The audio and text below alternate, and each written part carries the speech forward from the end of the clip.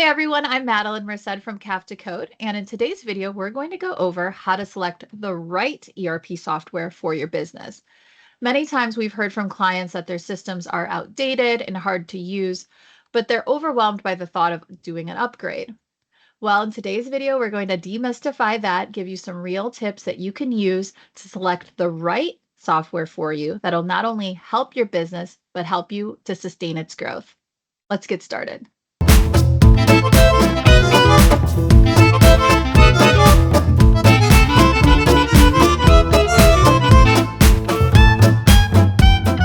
Let's clarify what an ERP system actually is. ERP stands for Enterprise Resource Planning. It's essentially the central nervous system of your organization, integrating key functions like finance, supply chain, sales, manufacturing, human resources, and more. By bringing all of these together under one digital umbrella, an ERP gives you a single source of truth and real-time visibility across your business processes. But because it touches so many parts of your operation, picking the right ERP is one of the most important decisions you'll make, both strategically and financially. So let's address a few of the mistakes that organizations often make when selecting ERP software. Evaluating too many systems. Getting demos from 10 or 12 different ERP solutions can be overwhelming. Instead, focus on building a short list of high potential candidates. So then you might be wondering, how do you build that short list? Look for industry standard ERP and recommendations from your network. That alone should give you enough software solutions to evaluate. Relying solely on sales spin. Every vendor will highlight their product's strongest points. You need unbiased evaluation criteria to see past all of the marketing. Skipping detailed requirements gathering. If you don't have clear, prioritized business requirements, you can't accurately judge if a system is a good fit. Neglecting a good fit with your company. Even if it's the most amazing and feature-rich solution, it will fail if it's a poor cultural fit or if it's too complex for your users. So let's talk about how you can avoid these pitfalls by using a structured evaluation framework. One of the first and most crucial steps is defining and prioritizing your business requirements. This involves 1. Functional requirements. Which modules do you need? Finance, supply chain, CRM, manufacturing, HR, etc. Do you have industry-specific needs like recipe management for food manufacturing, lot tracking for pharmaceuticals, or maintenance scheduling for field services? 2. Technical requirements. Are you looking for a pure cloud solution, a hybrid model, or do you still need on-prem capabilities? What is your integration landscape? Do you have proprietary systems or industry-specific software like MES or other regulatory compliance tools that you must be able to connect? 3. Strategic requirements. Consider your future growth and scalability needs. Are you acquiring other companies, expanding internationally, or adding new product lines? And you may ask yourself, how important is vendor stability and innovation for your long-term roadmap? Create a short list of the most critical requirements. These are the must-haves that will guide you through the entire process.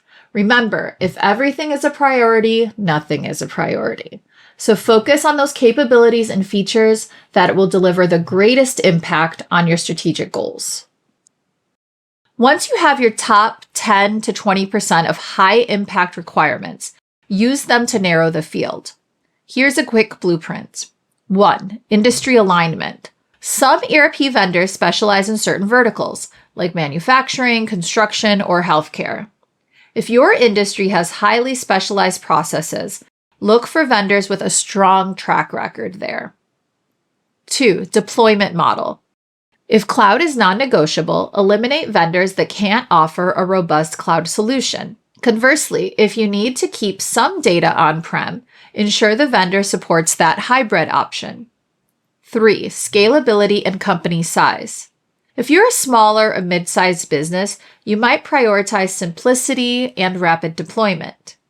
However, larger enterprises often need more complex, customizable solutions that can manage global operations.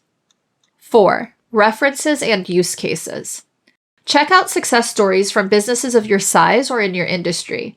No matter how good the software seems in a demo, hearing directly from existing customers about implementation challenges and user adoption can be invaluable. Step 3. Do your due diligence. Now that you have a short list, maybe 3 or 4 vendors, it's time to dive deeper. 1. Product demos and use cases. Schedule tailored demos. Oftentimes, you can provide your own use cases and real data scenarios to see how the system will handle your specific challenges during the demo. 2. Technical deep dive. Explore the feasibility of integrations with your legacy or third-party systems. Ask vendors to outline how their solution will manage data migration, APIs, and any other custom development if needed. Vendor roadmap and strategy. Inquire about upcoming releases, features, and planned enhancements. Ask how frequently they update, patch, and upgrade the software, especially if you're in a highly regulated or fast-changing industry. 4. Support and implementation ecosystem. Look beyond the software itself. Evaluate the vendor's implementation partners, its support structure, and the service level agreements.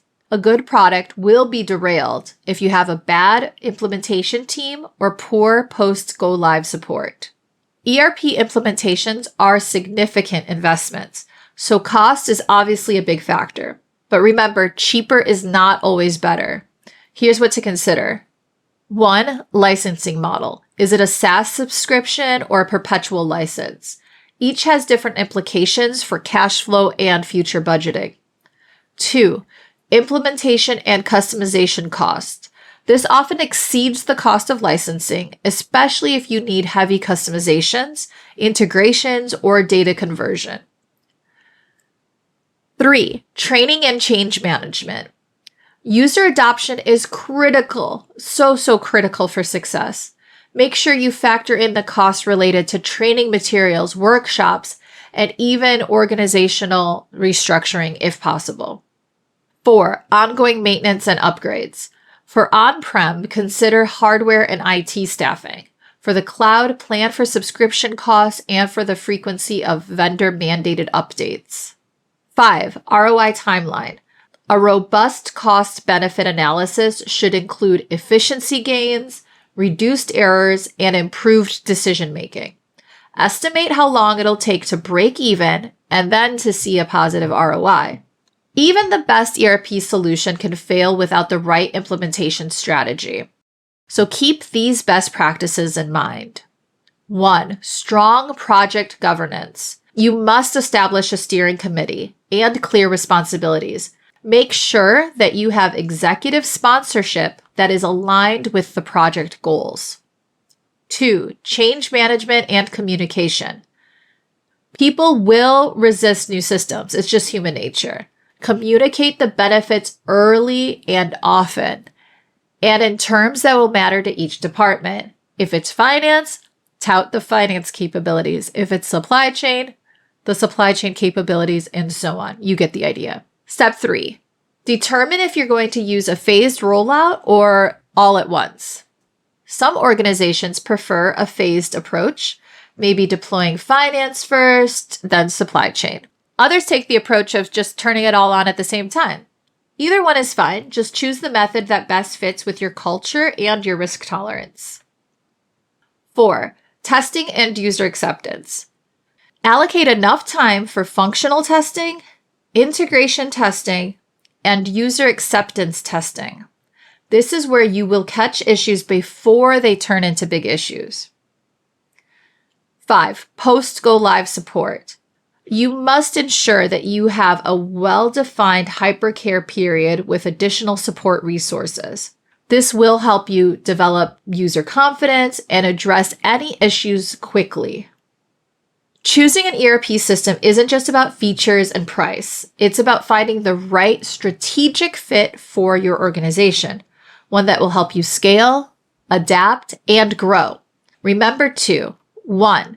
Clearly define and prioritize your business requirements.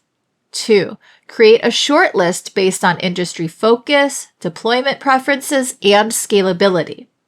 3. Conduct deep dive demos and ask tough questions about integrations, vendor roadmaps, and post-go live support. 4. Assess the total cost of ownership. This includes the implementation, maintenance, training, and change management of the system. 5. Develop a solid implementation strategy with a focus on change management and user adoption. When you follow this process, you will be well on your way to a successful ERP selection, one that sets you up for long-term success rather than short-term disappointment. Thanks so much for watching. If you found this video helpful, please like and subscribe, and feel free to share any of your questions that you may have in the comments below. Check out our resource in the description. It's our Enterprise ERP CRM Readiness Checklist. It's 27 pages. It'll walk you through the process so you're not overwhelmed and you can avoid making any costly mistakes. Good luck on your journey, and I'll see you in the next video. Bye.